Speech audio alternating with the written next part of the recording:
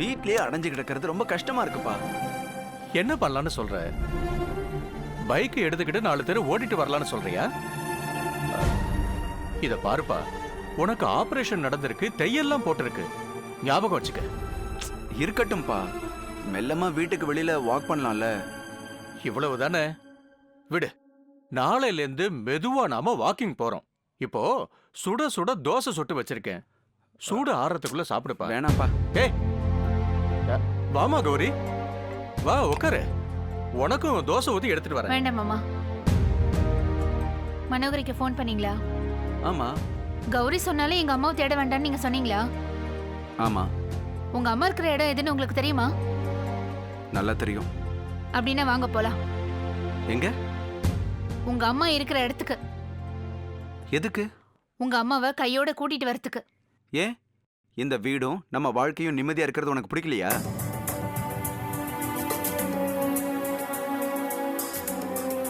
முதல்ல ஒரு விஷயத்தை புரிஞ்சுக்கோ. என் அம்மா மேல எனக்கு பிரியெல்லாம் இல்லாமலாம் இல்ல, பிரியம் இருக்கு. அதுக்காக அவங்கள நான் அழைச்சிட்டு வர மாட்டேன். அவங்க செஞ்ச காரியத்தை இப்ப நினைச்சாலும் என் ரத்தம் எல்லாம் கொதிக்குது. நான் மட்டும் அன்னைக்கு வராம இருந்திருந்தா நீ இந்நேரம் உயிரோட இருந்திருக்க மாட்டேன். கௌரி, நீ யாரு? இந்த வீடு நல்லா இருக்கணும்னு விளக்கேத்த வந்தவ. அப்பேற்பட்ட ஒன்ன ஆளை வச்சு கொல்ல பார்த்தவங்க அவங்க. அதுக்கான தண்டனை அவங்களுக்கு வேணா? தப்பு பண்றவங்கள எதுக்கு தனிமை சிறையில போடுறாங்க? தான் பண்ண தப்ப தானா உணரட்டுங்கிறதுக்காக தானே. அதே மாதிரி அம்மாவும் கொஞ்ச நாள் தனியா இருக்கட்டும், தான் பண்ண தப்ப உணரட்டும். இல்ல சித்து, போதும்.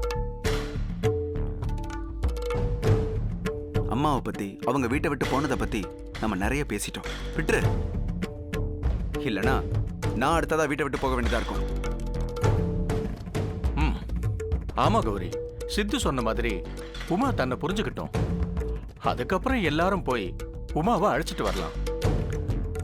என் அனுபவத்தை வச்சு சொல்றம்மா, நாம நம்ம வாழ்க்கையை மட்டும்தான் பார்க்கணும். அடுத்தவங்க நல்லது கெட்டதுக்காக கவலைப்படக்கூடாது.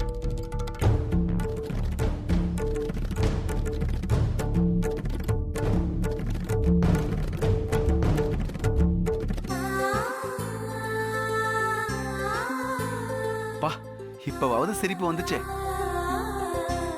அப்புறம் கௌரி, காஞ்சனா அமைதியா இருக்கிறதா நீ நினைச்சுக்காத.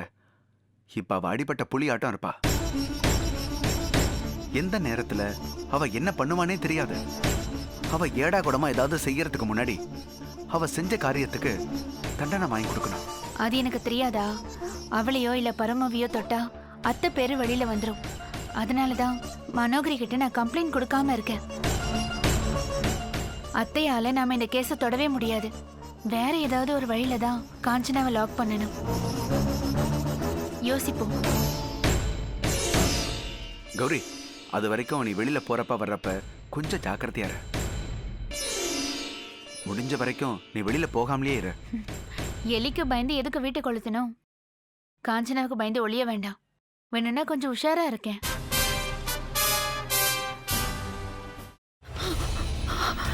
இதுக்கு மேல என்ன சொல்ல போற?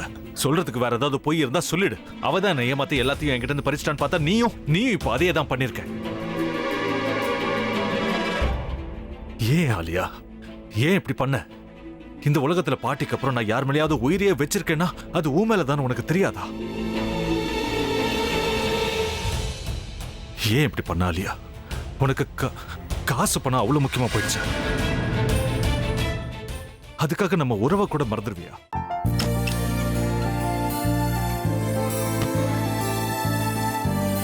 சக்தி சக்தி, ஒரு நிமிஷம்.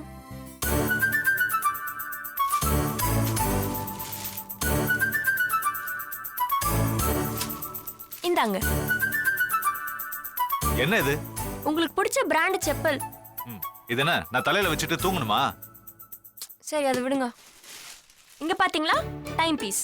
இதோட அலாரம்க்கு தான் நீங்க டெய்லி எந்திரிக்கணும். அதெல்லாம் என் மொபைல்ல இருக்கு. முத்து, முத்து, என்னடி இவன் முத்துன்னு ஒருத்தைய உருவாக்கி விட்டான். செல்வியை மறப்பான்னு பார்த்தா எப்ப பார்த்தாலும் முத்து முத்துன்னு கூப்பிட்டு இருக்கான். முத்துவ கூப்பிட மட்டுமா செய்யறான்? முத்துவ வச்சு என்னென்னமோ செய்யறான். நாம தான் இழிச்சவை மாதிரி வேடிக்கை பார்த்துட்டு இருக்கோம். என்ன முறைச்சு என்ன பிரயோஜனமாயா? உனக்கு வேற குரல் போயிடுச்சு. அடுத்து அவ செல்வியை கூப்பிட்டானா என்ன பண்ண போற? உன்னுடைய விருப்பப்படியே நீ ராமநாத வீட்டு மருமகளா வாழ போற. கண்டிப்பா என்னுடைய ஸ்தானத்திலிருந்து அவன் உன்னை நல்லா பார்த்துக்குவான் அம்மா. டேய், அவரை பத்தி தான் உனக்கு தெரியும்ல. அவர் எந்த முடிவு எடுத்தாலும் அதான் ஃபைனல். நம்ம அப்பா வேணுமா வேணாமாங்கிறத நீயே முடிவு பண்ணிக்கோ. வாடா.